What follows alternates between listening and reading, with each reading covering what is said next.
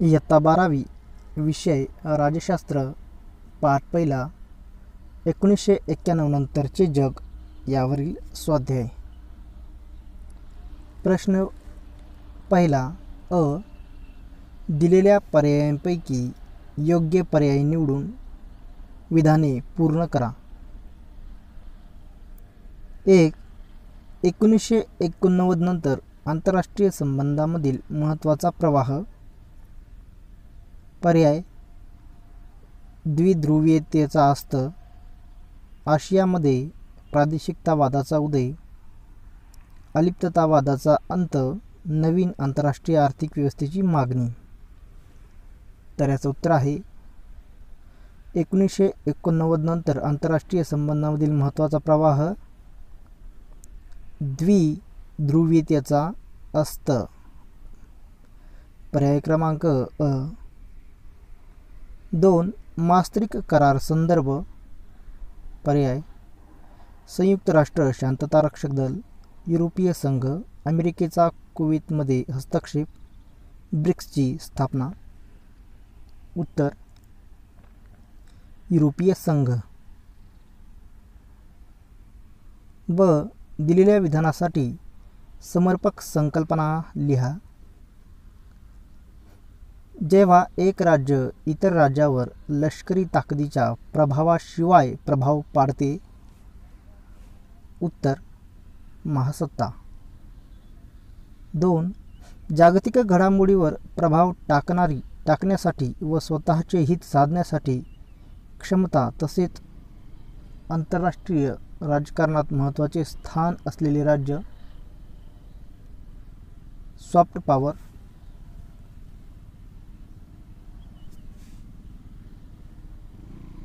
प्रश्न क्रमांक 2 अ. पुढील संकल्पना चित्र पूर्ण करा. बिमस्टेक देश. तर बिमस्टेक देश कोणते कोणते आहेत? बिमस्टेकमधील देश 1. Bharat, Sri Lanka, Nepal, Thailand, Myanmar, Bhutan, Bangladesh. 2. Shanghai सहकार्य संघटनेचे संस्थापक. तर हे आहेत चीन, Russia, Kyrgyzstan, Tajikistan, Kazakhstan, Uzbekistan. ब. पाठातील नकाशाची निरीक्षण करून खालील प्रश्नांची उत्तरे लिहा.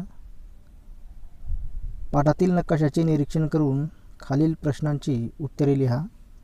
1. शेंगेन क्षेत्रातील कोणत्याही 4 देशांची नावे लिहा. उत्तर: फ्रान्स, जर्मनी, बेल्जियम, नेदरलँड. 2. युरोपीय महासंघाचे सदस्य नसलेल्या मात्र शेंगेन या क्षेत्रात असलेल्या कोणत्याही 2 देशाची नावे लिहा. उत्तर: नॉर्वे, क्रोएशिया. प्रश्न क्रमांक 3. खालील विधाने चूक की बरोबर ते सहकारण लिहा. 1. दक्षिण आशियातील व्यापारासाठी सार्क महत्त्वाचे आहे. हे विधान बरोबर आहे, कारण दक्षिण आशिया मुक्त व्यापार व्यवस्था सन 2006 साली कार्यान्वित झाली. 2. maastricht करार युरोपच्या संरक्षणासाठी करण्यात आला.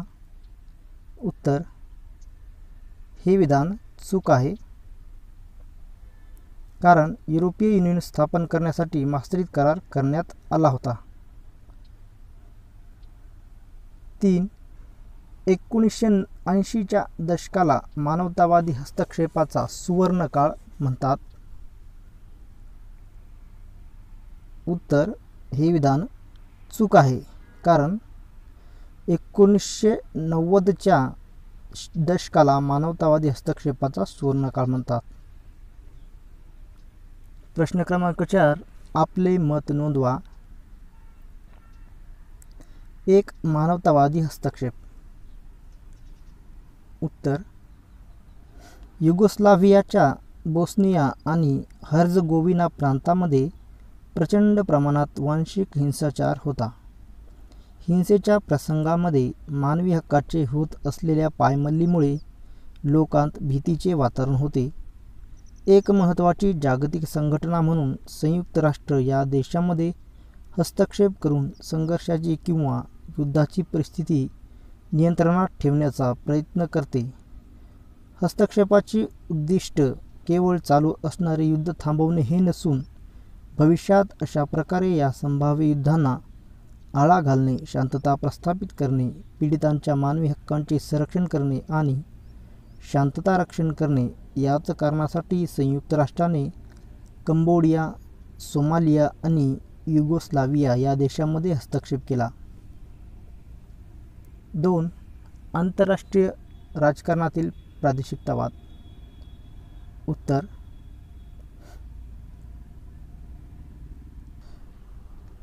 एखादी परदेशी संघटना निर्माण करण्यासाठी अथवा त्याचा भाग होण्यासाठी अनेक देश एकत्र येताना दिसतात. या संघटना भौगोलिक तत्त्वावर किंवा समान राजकीय, वैचारिक, आर्थिक इत्यादी घटकावर आधारलेल्या असू शकतात. प्रादेशिक संघटना बांधताना देशांनी भौगोलिकरित्या जोडलेले असणे महत्त्वाचे असतेच. त्याशिवाय काही व्यावहारिक आणि संसाधन संदर्भातले मुद्देही महत्त्वाचे ठरतात. यामध्ये दळणवळण आणि संपर्क व्यवस्था, ऊर्जा स्रोत, आरोग्य व्यवस्था इत्यादीचा समावेश होतो. प्रादेशिकतावादाचा प्रवास साधारणपणे सदस्यांमध्ये घडणाऱ्या राजकीय संवादाने सुरू होतो. प्रश्न क्रमांक 5. खालील प्रश्नांची उत्तरे लिहा. सॉफ्ट पॉवर म्हणजे काय ते उदाहरणासह स्पष्ट करा. उत्तर: सॉफ्ट पॉवर म्हणजे अशी क्षमता ज्यामुळे तुम्हाला हवे तेच दुसऱ्यांना हवेसे वाटेल. शक्तीपेक्षा आकर्षण निर्माण करून स्वतःची ध्येय साध्य करण्याची क्षमता होय. देशाची प्रतिष्ठा, सांस्कृतिक प्रभाव आणि परंपरा यालाच सॉफ्ट पॉवर म्हणतात. उदाहरणार्थ शैक्षणिक देवाणघेवाण कार्यक्रम. अमेरिका हा देश विद्यार्थ्यांसाठी अतिशय अनुकूल आहे. गेल्या काही वर्षांमध्ये अमेरिकेत शिकणाऱ्या आंतरराष्ट्रीय विद्यार्थ्यांचा आकडा भरपूर प्रमाणात वाढला आहे. प्रश्न क्रमांक 6. युरोपीय महासंघाबाबत पुढील मुद्द्यांच्या आधारे चर्चा करा. मुद्दे आहेत: अ. इतिहास, ब. युरोपियन आयोग, क. युरोपियन संसद, ड. युरोपियन परिषद, ई. युरोपीय न्यायालय. तर याचं उत्तर आहे अ. इतिहास. दुसरे महायुद्ध व त्यानंतर शीतयुद्ध यामुळे आलेल्या त्या सततच्या अस्थिरतेमुळे युरोपमधील देशांना कायमच एकत्र येण्याची प्रेरणा मिळाली. युरोपीय संघाची सुरुवात आर्थिक सहकारी दृढ करणारी संस्था म्हणून झाली. त्यामागची अशी कल्पना होती की जेव्हा देश एकमेकांशी व्यवहार करतील तेव्हा ते आर्थिकरित्या परस्परांवर अवलंबून असतील. त्यामुळे त्यांच्यामधील संघर्ष टळू शकेल. 7 फेब्रुवारी 1992 रोजी मास्त्रित करार अंमलात येऊन युरोपीय संघाची स्थापना झाली. या करारामुळे सहकार्याचा परिघ वाढला आणि त्याअंतर्गत व्यवहार, न्यायालयीन बाबी, परराष्ट्र आणि संरक्षण धोरणांचा समावेश झाला. ब. युरोपियन आयोग. युरोपियन आयोग हा आयोग युरोपियन युनियनच्या कार्यकारी नोकरशाहीशी संबंधित असा घटक आहे. युरोपियन आयोग मुख्यतः नव्या कायद्यासाठीचे प्रस्ताव सुचवणे, युरोपियन संसदेने आणि आयोगाने घेतलेल्या धोरणात्मक निर्णयाची अंमलबजावणी करणे या जबाबदाऱ्या पार पाडतो. क. युरोपियन संसद. युरोपियन संसदेत एकूण प्रत्यक्ष निवडणुकीद्वारे एकूण 751 सदस्य 5 वर्षाच्या कार्यकाळासाठी निवडले जातात. संसदेवर कायदेविषयक, देखरेखीच्या आणि अर्थविषयक जबाबदाऱ्या सोपवल्या जातात. ड. युरोपियन परिषद. युरोपियन परिषदेच्या रचनेत सदस्य राष्ट्रांचे राष्ट्राध्यक्ष किंवा प्रधानमंत्री, त्यांचे परराष्ट्रमंत्री व त्यासोबत परिषदेचे पूर्णवेळ अध्यक्ष यांचा समावेश असतो. ही परिषद 4 वेळा भरवली जाते, वर्षातून 4 वेळा, आणि युरोपियन युनियनला सामायिक नेतृत्व प्रदान करते. युरोपीय न्यायालय. युरोपीय न्यायालय युरोपियन युनियनमधील कायद्यांचा आणि करारांचा अर्थ लावणे व निवाडा करणे हे कार्य पार पाडते. युरोपियन युनियनचे कायदे सदस्य देशांच्या राष्ट्रीय कायद्यापेक्षा श्रेष्ठ मानले जातात. पाठ क्रमांक 2. 1991 नंतरच्या महत्त्वाच्या संकल्पना आणि समस्या. जागतिकीकरण यावरील स्वाध्याय. प्रश्न क्रमांक 1 दिलेल्या पर्यायांपैकी योग्य पर्याय निवडून विधाने पूर्ण करा. 1. जागतिकीकरणाच्या युगात आर्थिक क्षेत्रात खालील महत्त्वाचे बदल आहेत. भांडवल गुंतवणुकीचा मुक्त संचार. 2. गॅटची निर्मिती. 3. ट्रान्सनॅशनल कंपनीचा उदय. 4. बौद्धिक संपदा हक्कावर लक्ष केंद्रित. पर्याय आहेत. फक्त 1, 2 आणि 3 बरोबर आहेत. ब. 1, 2 आणि 4 बरोबर आहेत. क.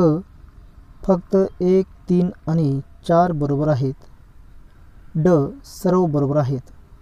तर याचं उत्तर आहे ऑप्शन पर्याय क्रमांक क. फक्त 1, 3 आणि 4 बरोबर आहेत. म्हणजेच भांडवल गुंतवणुकीचा मुक्त संचार, ट्रान्सनॅशनल कंपनीचा उदय आणि बौद्धिक संपदा हक्कावर लक्ष केंद्रित हे महत्त्वाचे बदल घडून आले. 2. साम्यवादी बाजारपेठी अर्थव्यवस्था ही संकल्पना या देशासंदर्भात वापरली जाते. पर्याय आहेत. भारत, चीन, फ्रान्स, अमेरिका. उत्तर चीन. साम्यवादी बाजारपेठी अर्थव्यवस्था ही संकल्पना चीन या देशासंदर्भात वापरली जाते. ब. गटात न बसणारा शब्द ओळखा. Mobile, satellite, internet, gramophone. उत्तर ग्रामोफोन. क. संकल्पना सुचवा. 1. आंतरराष्ट्रीय व्यापारासंबंधी एकमेव आंतरराष्ट्रीय संघटना. उत्तर WTO, वर्ल्ड ट्रेड ऑर्गनायझेशन, जागतिक व्यापारी संघटना. अनेक देशात कार्यरत असलेली कंपनी. बहुराष्ट्रीय कंपनी म्हणजेच मल्टीनॅशनल कंपनी. प्रश्न क्रमांक 2. खालील विधाने चुकी बरोबर ते सकारण स्पष्ट करा. 1. जागतिकीकरणाने बाजारपेठीय अर्थव्यवस्था ही संकल्पना जाणली. उत्तर हे विधान बरोबर आहे, कारण आज जागतिकीकरणाच्या युगात एकच प्रभावी विचारप्रणाली आणि अर्थव्यवस्था दिसून येते. त्या व्यवस्थेचे वर्णन बाजारपेठीय अर्थव्यवस्था असे केले जाते. 2. जागतिकीकरणात बिगर सहकारी संस्थांचे महत्त्व कमी झाले आहे. उत्तर हे विधान चूक आहे, कारण नागरी समाजाला मिळालेल्या वाढत्या महत्त्वामुळे बिगर राजकीय घटक पुढे आले. म्हणून स्वयंसेवी संघटना आणि गैरसरकारी संस्थांना महत्त्व प्राप्त झाले आहे. त्या संस्था मानवी समस्यांच्या प्रश्नांवर भर देतात. आज आंतरराष्ट्रीय संबंध हे केवळ राष्ट्रांच्या संबंधापुरतेच मर्यादित राहिले नाही, तर त्यात बिगर राजकीय घटकांचा देखील समावेश झाला आहे. प्रश्न क्रमांक 3. सहसंबंध स्पष्ट करा. 1. जागतिकीकरण आणि संस्कृती. उत्तर जागतिक पातळीवर प्रसारमाध्यमात झालेली क्रांती आणि इंटरनेटच्या सेवेची उपलब्धता यामुळे लोकांना जगात काय घडत आहे हे जाणून घेणे शक्य झाले.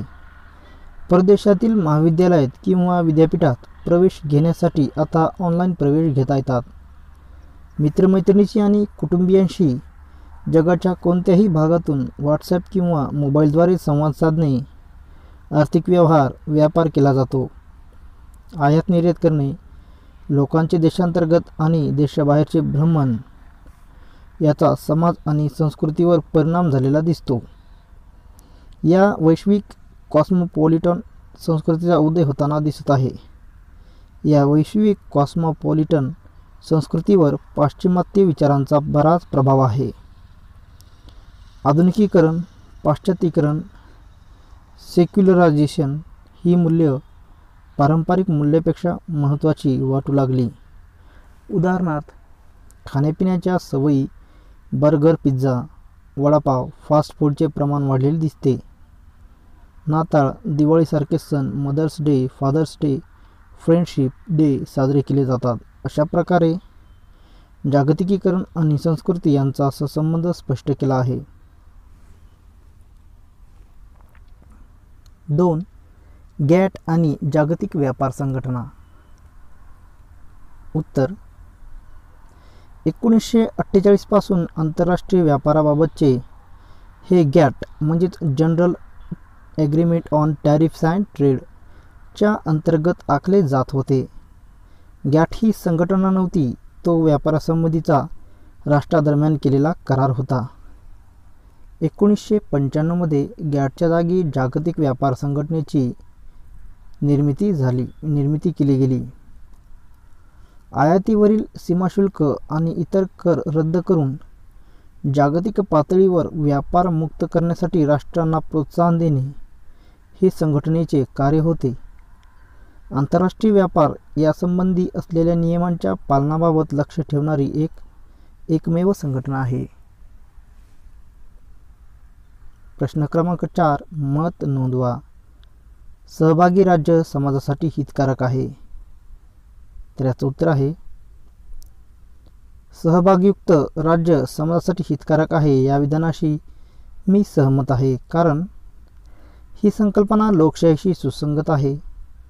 सहभागाद्वारा नागरिकांच्या राजकीय जाणीवा अधिक प्रगल्भ होतील. राज्य कार्यांवर प्रजेचा नागरिकांचा अंकुश प्रस्थापित होईल. प्रश्न क्रमांक 5. पुढील प्रश्नाचे उत्तर लिहा. 1. जागतिकीकरणाच्या सकारात्मक व नकारात्मक बाजू कोणत्या आहेत? त्याचं उत्तर आहे सकारात्मक बाजू आहे. जागतिकीकरणाकडे व्यापक दृष्टीने बघितले तर त्याचा सकारात्मक आणि नकारात्मक अशा दोन्ही बाजू दिसून येतात. तरुणासाठी आपल्या देशात नवीन संधी उपलब्ध होणे ही सकारात्मक बाब आहे. आपल्याला जगात काय चालले आहे आणि त्याचा आपल्यावर काय परिणाम होईल याची अधिक चांगली जाण होत आहे. रोजगाराच्या नवीन संधी उपलब्ध होत आहेत. अधिक निर्मिती केली जात आहे. हा बदल खाजगी क्षेत्रात होत आहे, कारण या क्षेत्राकडे आर्थिक क्षमता आहे. सरकार किती प्रमाणात सेवा उपलब्ध करून देऊ शकते यावर आर्थिक मर्यादा आहेत. जागतिकीकरणाच्या नकारात्मक बाजू. जागतिकीकरणाच्या काही नकारात्मक बाजू देखील आहेत. राज्याच्या कल्याणकारी योजना थांबतील ही एक भीती आहे आणि उद्योगधंदे, विशेषतः लहान उद्योग हे जागतिक स्पर्धेमुळे नष्ट होतील ही देखील भीती आहे. शेतीच्या क्षेत्रात लहान आणि किरकोळ शेतकरी मोठ्या कंपन्यांशी स्पर्धा करू शकणार नाही. अशा प्रकारे जागतिकीकरणाच्या सकारात्मक व नकारात्मक बाजू आहेत.